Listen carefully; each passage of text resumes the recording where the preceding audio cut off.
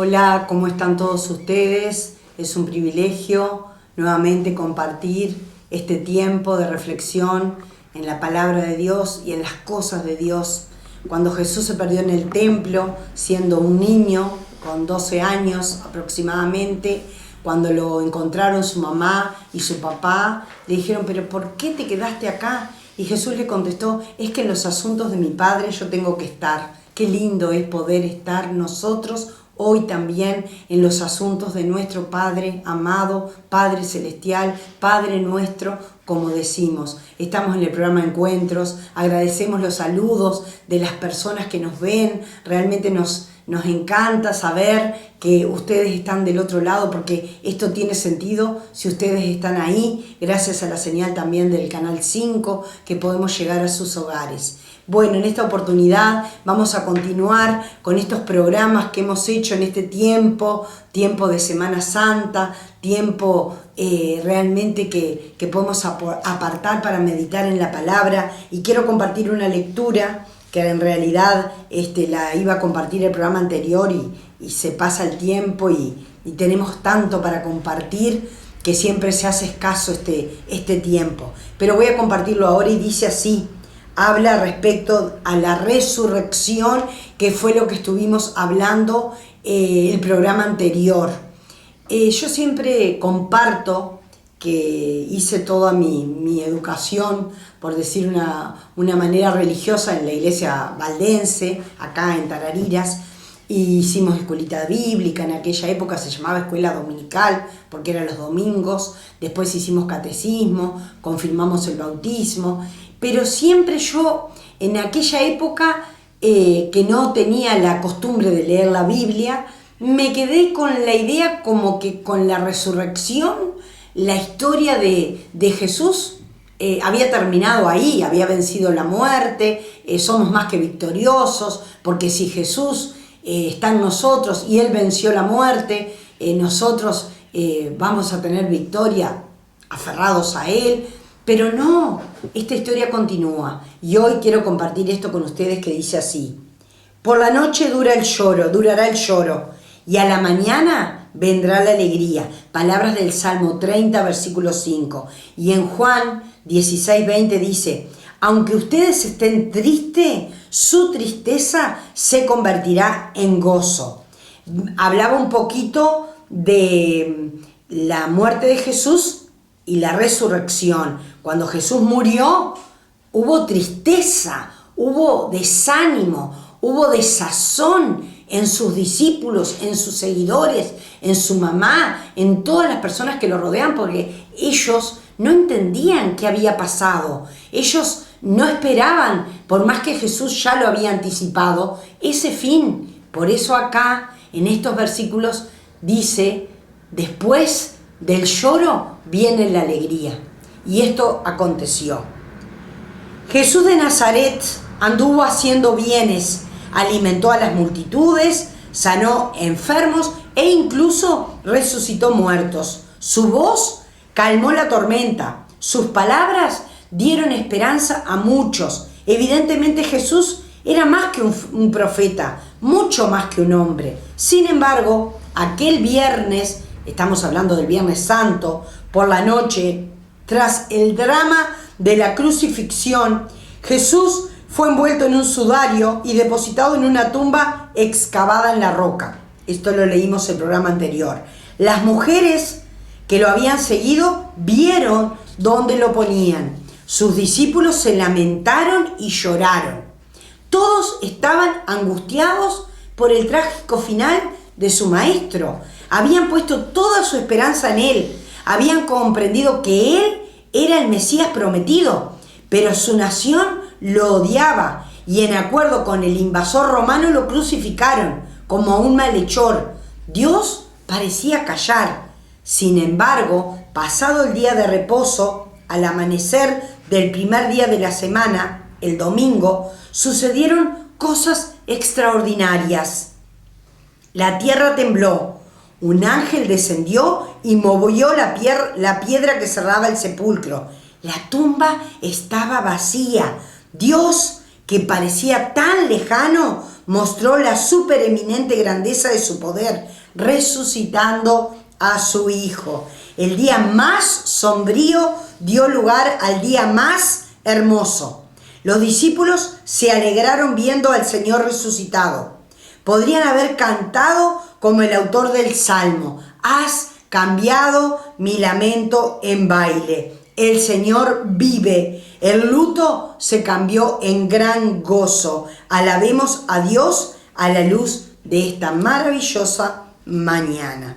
Esta reflexión nos habla sobre la resurrección de Jesús. Pero, ¿y qué pasó después de la resurrección? Porque como yo les contaba al inicio del programa, yo casi que me había quedado con la idea que después de la resurrección era todo alegría, gozo, se había presentado a los discípulos, sabía la historia del camino a Emaús, que se le presentó a unos discípulos y los discípulos no lo reconocieron hasta que él partió el pan y tomó la copa como había hecho en la última cena.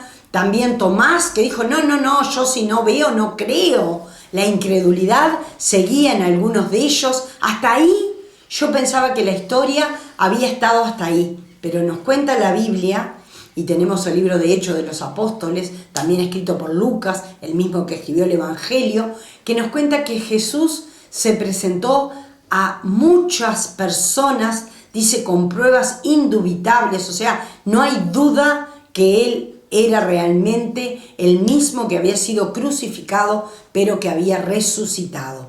Y él convivió con esas personas 40 días aquí en la tierra, donde después con sus discípulos se fue a un lugar apartado, como cuentan los evangelios, y ante la mirada de sus discípulos ascendió al cielo. Y quiero ver cómo continúa esta historia. Entonces, para eso voy a leer en el libro de Hechos de los Apóstoles, en el capítulo 1, voy a leer el versículo 6, donde dice: los que estaban reunidos con Jesús le preguntaron, Señor, ¿vas a restablecer en este momento el reino de Israel?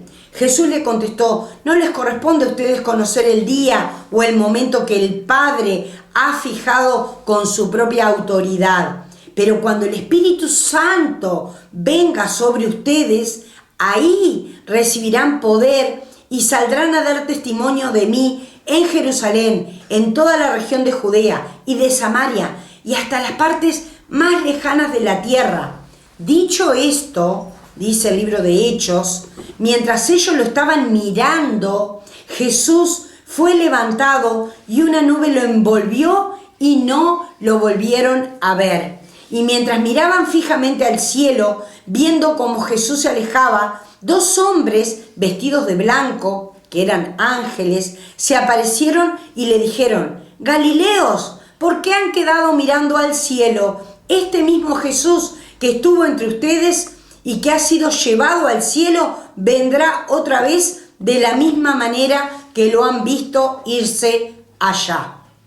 Leí hasta el versículo 11 del capítulo 1. Después, en el capítulo 2, está relatado la venida del Espíritu Santo. Ustedes vieron que recién leímos que Jesús le dijo, quédense acá juntitos, que voy a mandar al Espíritu Santo. Y cuando el Espíritu Santo venga sobre ustedes, tendrán poder y contarán todo lo que han visto, todo lo que han oído acá, en Jerusalén, en Judea, en Samaria y hasta lo último de la tierra. Y hoy estamos nosotros, año 2025, en la ciudad de Tarariras, hablando del mismo Jesús y de los mismos acontecimientos que ocurrieron hace casi 2000 años. Entonces, todo esto que está escrito podemos confirmar que es verdad.